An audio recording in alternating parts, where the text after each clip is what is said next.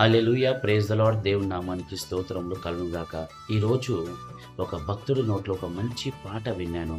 ఆ పాటలో ఉన్న పదాలు, అర్థాలు నేను మీతో పంచుకోవాలని కోరుకుంటున్నాను. ఆ పాట ఎలా ఉందంటే, వాడిపోక ముందే నన్ను వాడుకో, పొద్దు వాలిపోక ముందే నన్ను వాడుకో. ఈ భక్తుడు ఈ పాట ద్వారా దేవుని ఏమని మొరపెడుతున్నాడంటే, ప్రభువా, నా శరీరము, నా దేహము వాడిపోకముందే, నేను వృధగా కాకముందే, నేను బలహీనగా కాకముందే, నా ప్రాణము పోకముందే నీ సేవలో వాడుకో ప్రభువా అని మొరపెడుతున్నాడు. ఈరోజు మనము దేవునికి ఏమని మొరపెడుతున్నాం? మనము దేవుని సేవలో వాడబడుతున్నామా? మనం ఎక్కడైనా 8 గంటలు డ్యూటీ చేస్తున్నప్పుడు ఆ బాస్ మనని 2 గంటలు ఎక్స్ట్రా చేయమంటే కూడా మనం చేస్తాం. ఎందుకంటే మనకి ఎక్స్ట్రా జీతం ఇస్తాడు.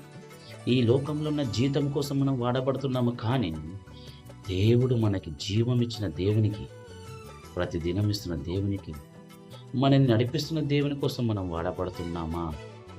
ఏమైనా దేవుని బిడ్డలారా, మనము గమనించలే మాటల్ని.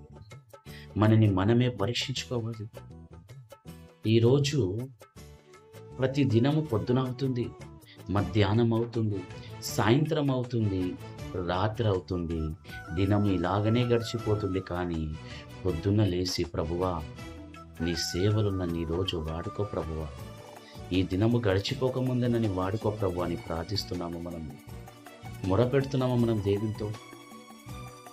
ఈ లోకంలో ఉన్న వస్తువులు, ఆస్తి, అంతస్తులు, మంచి జాబులు, బిజినెస్ సక్సెస్లు, నాకు ప్రమోషన్ కావాలని ఇలాంటివన్నీ అడుగుతున్నాము. కానీ ప్రభువా, నా ప్రాణం పోకముందే నీ సేవలో వాడుకో అని మనం మొరపెడుతున్నామా? ఈరోజు ఈ మాటల ద్వారా నేను చెప్పేది ఏమంటే, మనమందరము దేవుని సేవలో వాడబడాలి. ప్రతి దినం దేవుడిస్తున్నాడు, ఆ దినంలో మనం దేవుని సేవలో వాడబడాలి. ఈ భక్తుడు ఎలా మొరపెడుతున్నాడో అలా మనము ప్రతి దినము ఆయన ఇస్తున్నాడు కాబట్టి ఆయన సేవలో మనం వాడబడాలని కోరుకుంటూ ఈ చిన్ని మాటలు ముగిస్తున్నాం. ఆమేన్.